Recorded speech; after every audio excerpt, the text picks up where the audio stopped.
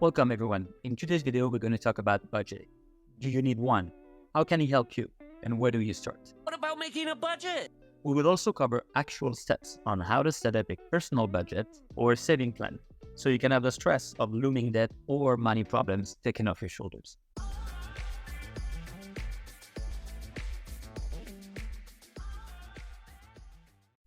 Normally, I would start this video explaining what a video topic is about, like what is a budget or what's its purpose.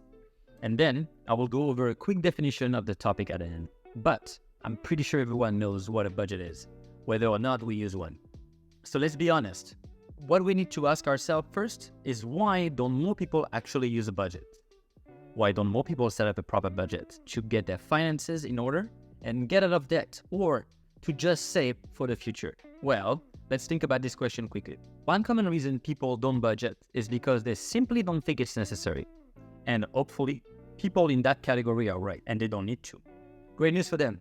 But if you are like most of us, and you truly could benefit having some sort of budget in place, keep watching this video so we can look at ways to do it together. Another popular reason people don't budget, and I think we've all been there, it can be overwhelming to even think about starting one.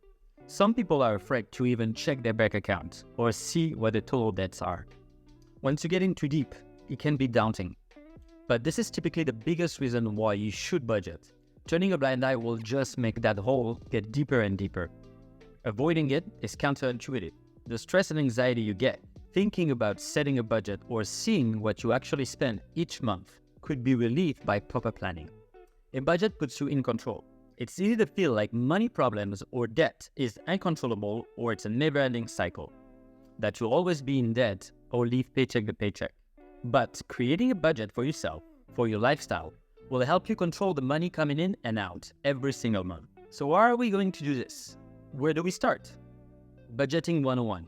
I think an important factor is first being aware of why you spend. Some people's weakness is a $10 coffee shop visit before work. They like the social aspect of having that cup in their hand. Others are often motivated by emotion. If you're sad or angry, you need to go shopping. You go to the mall to take your mind off work or life stress. You shop online or fill up that Amazon cart. If you can pinpoint your weaknesses or triggers for why you spend money, you can then narrow it down to where you can actually cut some of those costs. Once you know your why, let's focus on the how. How are you going to set a budget? To keep it simple, you can create a plan and a budget for yourself in 3 steps. Number 1, a financial analysis, going over what you make versus what you typically spend in detail. Number 2, making a saving routine and pinpoint how much you'd like to save at the end of each month and how you're going to do it. Number 3, create and follow your budget. Let's take a look at each of these steps in more detail. So number 1, do a financial analysis. As I mentioned earlier, most people don't even know what they spend. And this is one of the biggest problems in our culture, especially here in North America. Any one of you that comes from another country or is a second-generation Canadian may notice this difference. I have been guilty of it. Living in a big city, you get busy, head to the ground, working. Money's coming in, and it also goes out too easily. A coffee here, drinks with friends there, we aren't tracking anything. And then, at the end of the month, or when you see your credit card bill, you think, where did it all go? Then anytime I'm back in Europe, I find people are more of the mindset that if you don't have it, you don't spend it. Full stop. If you don't have the cash on hand for that extra coffee or dinner party, you don't go. Plain and simple. So, when it comes to trying to save money, we all need to tap into that side of us that is whispering in our ear. If you don't need it, don't do it.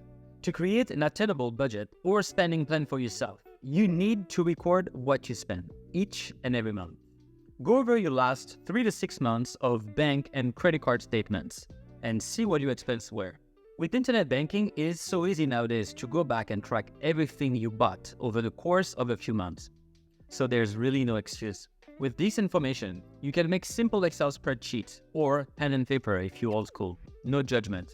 Once it's all in front of you, you will start to see patterns and various expenses that you probably don't even remember. Most importantly, this keeps you honest. You need the full picture so you don't underestimate the cost of necessities, such as groceries or sudden lifestyle expenses, which could set yourself up for failure from the beginning. Because this is so important, there's no point in setting unrealistic goals where you'll know you'll never make the sacrifices in order to get there. So start small.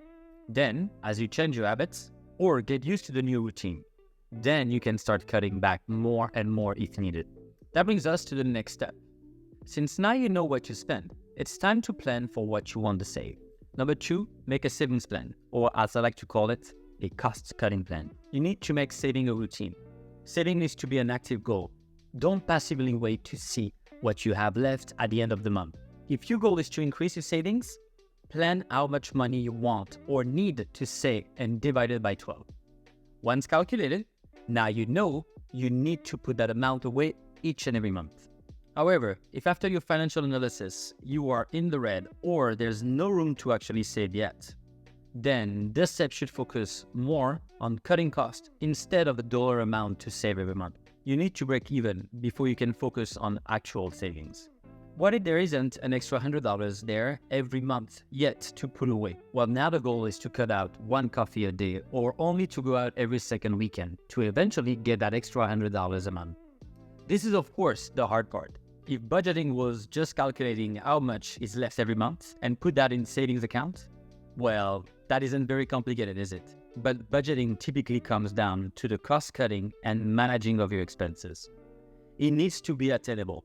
If you can pick 1 or 2 expenses each week or each month that you can cut out, seeing the added money there at the end of each month should motivate you to continue. The more you cut out, just imagine the satisfaction of seeing that extra money at the end of each month.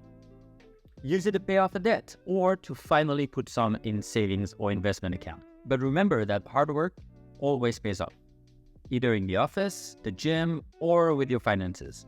So use that as your motivation. There's a quote from Muhammad Ali that always stuck with me, and I quote, "I hated every minute of training, but I said, don't quit, suffer now, and live the rest of your life as a champion." It's the same about the sacrifices you have to make now, so you can save money to invest and then eventually feel like a champion when you are able to live off your investment. Because I guarantee, if you can break a few spending habits for a month or 2, you will continue those new habits and routines as you continue to reap the benefits. We will talk about more ways to save each month later in the video. Okay, so the hard part is over. The wake-up call you may be needed. You have an idea of what you spend, where you can cut costs, and how much you want to save every month. So now, let's put it on paper or an app. It's budget time. Number 3, make your budget.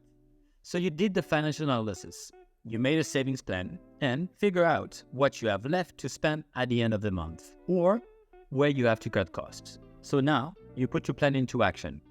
While we have already essentially calculated and formulated a budget, we now need to implement it. It's hard to mentally keep track of what we've earned and spent. So it's important to write it down and keep a close track what you are really actually spending each month. You need to keep track of what you actually spend versus what you plan to spend. Great news, there are so many options at your fingertips nowadays to help you do this. There are countless of apps or spreadsheets you can use to budget, so there's really no excuse. Here are some popular budgeting sites or apps, many with a free option that can get you organized and set up on your saving journey.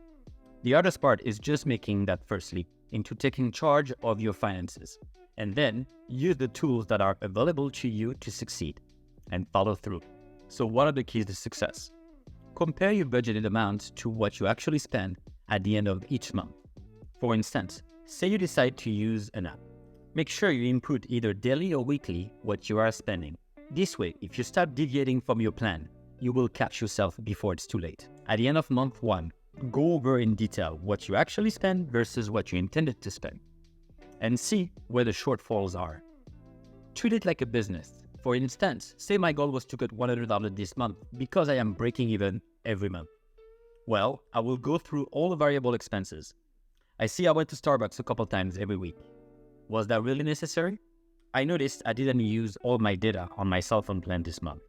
Maybe I can change the plan and save 10 or 20 bucks a month without any real lifestyle change. If you start to think outside the box, you'll be surprised where you can cut costs. And if you are now fully dialed into what you spend weekly or monthly, it's going to be infinitely easier to make some cost-cutting changes. You are no longer in the dark. Another key to success with budgeting: cash. When we pay cash, we have that sense of pain parting with the cash. When you see the wad in your pocket dwindling, it can make you think twice before spending it. However, we all know the term money burning a hole in our pocket. Well, if you are one that tends to spend cash more freely, or one of those that tap the credit card too easily, you need to take out the maximum amount you are budgeted to spend for that day, the week, or this month. And when that cash is gone, it's gone. Leave your debit card at home if needed. Remove the Apple Pay from your phone. If you're a serious spender and that's why you're budgeting, play hardball with yourself. It can change your life. Any Canadian from my era probably remembers the show Till Death Do Us Part, where people had the glass jars and could only spend what was in each respective jar. If there is no money left to spend, there is no money left to spend. It's a simple but genius idea, and one you can get the whole family involved in. And if you're living with roommates, for example, have a grocery or a night out jar. And if everyone's budget for the month is on display and it's already empty by week 2, well, perhaps it's staying in at movie nights until next month rolls around. Having the visual aid of the jars and support from other people can help you attain your goals. But remember, whatever is placed in that jar, once that money is gone, it's gone. There is no plan B. Yes, this is where sacrifices come in. But if you can make this lifestyle change, it will drastically change your financial situation. You could take a 1-year debt-free plan down to the 6-month and so on. So be strict with yourself and follow your new rules. You need to fight the urge of instant gratification.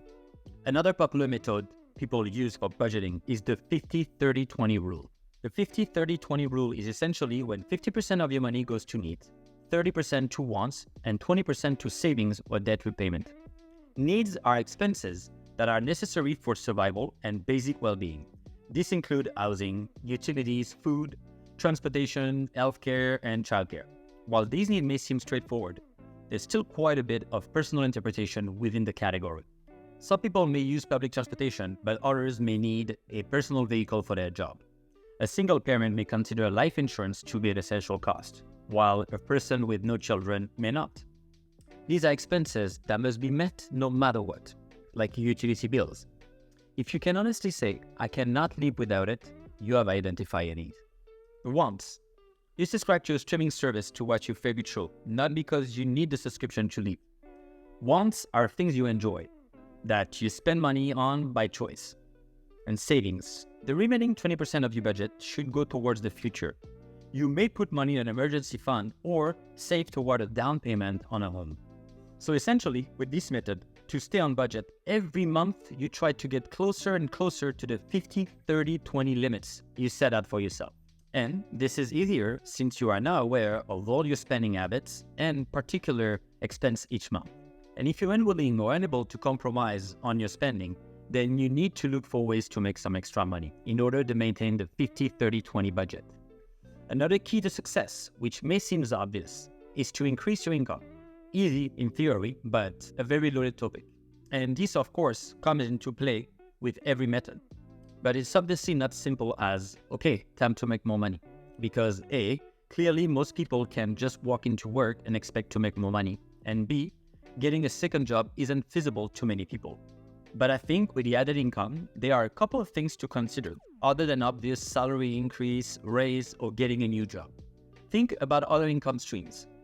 What are your skills? Can you join a website or offer your services such as copywriting or graphic design to gather income on the side? Can you dog walk or join a website like Rover? Or do you have an extra room you can rent on Airbnb occasionally, or maybe get a roommate to help with the costs of living? Do you have a car you use only Monday to Friday that you can rent on Turo on the weekend? Again, Think outside the box. thinking outside the box can sometimes bring you ways to make or save money that might never have occurred to you before. Don't be afraid to step outside your comfort zone. And the number one thing to remember when you increase your income, do not then add to your expenses. This, of course, defeats the purpose. And this is exactly the cycle people get into. You make more money and bam, your expenses also go up. So to end this video, let's discuss cutting costs, because we know the number one way to save a bit of money is to cut your expenses. An easy concept that doesn't end up happening quite as easily. I've given a few cost savings tips throughout the video, but let's chat about a few more in case it's something you haven't thought of, or maybe just a reminder to get out there and try. Sometimes the saving is there, you just need to ask for it. If your budget is tight, consider new possibilities to trim your necessary expenses. Can you move to a cheaper location or add a roommate? Could shopping at a different grocery store save you money? Sometimes walking 1 or 2 more blocks to a different store could make a big difference, especially in urban centers. Can you find ways to drive less often to reduce your fuel costs? Carpool or take public transit? What about bills that you think are fixed costs? Are you carrying credit card debt? If you do, please carve out some time today to do this. Call the card company and see if they have any promotions. Sometimes you can get a balance transfer promo. Basically, you move your debt from one credit card to another card you have, and that credit card will offer you a low or even zero interest rate for, let's say, 6 months to 12 months. This is a more common than you think, and it could give you a huge head start in your monthly budgeting.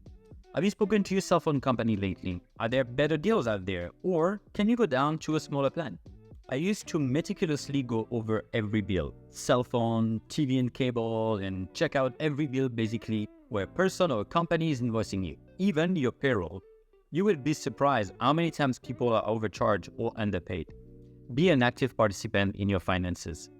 I hope this video has been helpful, and while budgeting can be a buzzword or mean different things to different people, the most important thing is that you are in charge of your finances and your financial future. Don't just stand on the sidelines. Thank you so much for watching, and I'll see you next time.